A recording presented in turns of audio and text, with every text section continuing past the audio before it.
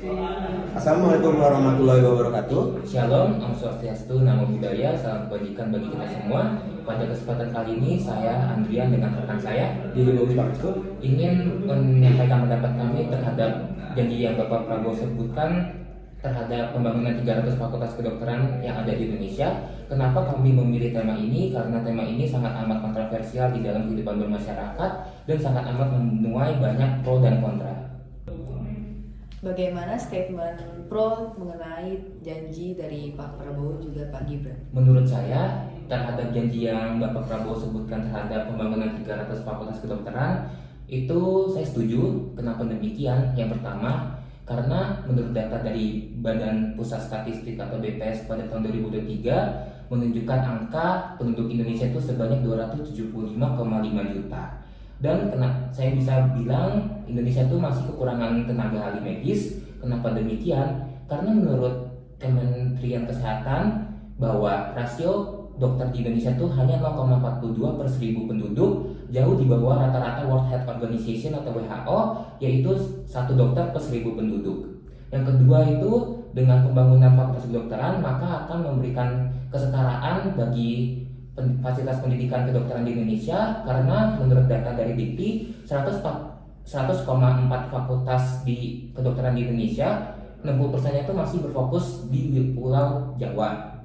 Dan yang ketiga dengan lebih banyak lulusan kedokteran maka akan meningkatkan kualitas pelayanan di kehidupan bermasyarakat dan mengurangi angka kematian, karena menurut data dari Dikti itu masih banyak. Menurut data dari World Health Organization maksud saya atau WHO, itu angka kematian bayi di Indonesia tahun 2023 itu 21,8 per 1000 angka kelahiran. Selanjutnya, bagaimana statement dari tim kontra mengenai janji dari Pak Prabowo juga Pak Gibran? Oke, saya mengenai dari pandangan Adrian, namun saya memiliki keberatan terhadap rencana pembangunan 300 fakultas kedokteran baru.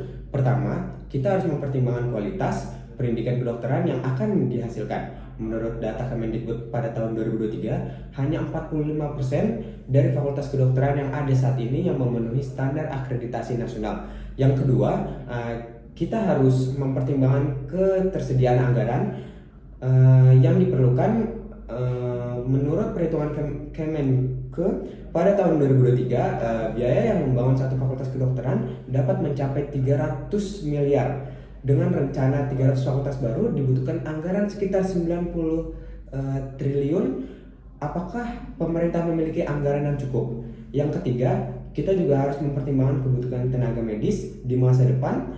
Data proyeksi penduduk BPS pada tahun 2023 menunjukkan laju pertumbuhan penduduk Indonesia akan melambat menjadi 0,5% per tahun pada tahun 2035 sampai pada tahun 2045. Apakah benar-benar dibutuhkan banyak fakultas kedokteran baru?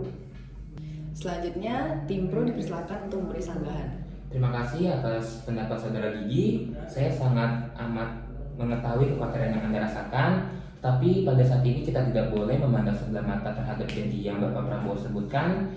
Hal tersebut yang saudara Gigi khawatirkan itu dapat diatasi dengan cara pemerintah tuh dapat mengambil langkah-langkah strategis seperti meningkatkan anggaran pendidikan, bekerja sama dengan institusi pendidikan kedokteran di luar negeri, serta memberikan insentif bagi tenaga pengajar asing untuk mengajar di Indonesia. Dengan perencanaan yang matang serta komitmen yang kuat, saya yakin janji tersebut dapat diwujudkan secara bertahap dalam jangka waktu yang realistis. Selanjutnya, untuk tim kontra dipersilakan untuk memberi sanggahan. Oke, saya setuju atas pendapat dari Adrian tadi. Kita membutuhkan lebih banyak tenaga medis, namun membangun 300 fakultas kedokteran bukan solusi yang bijak. Fokus utama seharusnya adalah meningkatkan kualitas pendidikan kedokteran yang sudah ada, serta memberikan insentif bagi dokter untuk bertugas di daerah-daerah terpencil. Data dari Ikatan Dokter Indonesia atau IDI pada tahun 2021 menunjukkan bahwa sekitar 30% lulusan fakultas kedokteran tidak menjadi dokter karena berbagai alasan, termasuk kualitas pendidikan yang rendah. Ini sumbernya dari laporan ini tahun 2021. Baik, terima kasih atas statement dari tim pro dan juga tim kontra. Demikianlah perdebatan sengit ini antara saya dan juga Adrian. Janji Prabowo Subianto untuk membangun 300 fakultas kedokteran baru. Masing-masing pihak memiliki argumen yang kuat dengan data pendudukan yang valid.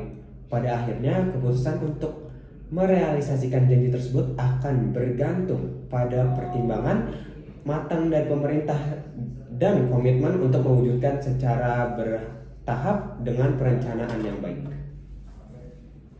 Sekian dari kami. Saya Gigi Bagus Pangestu. Saya Andrian, pamit undur diri. Bye-bye.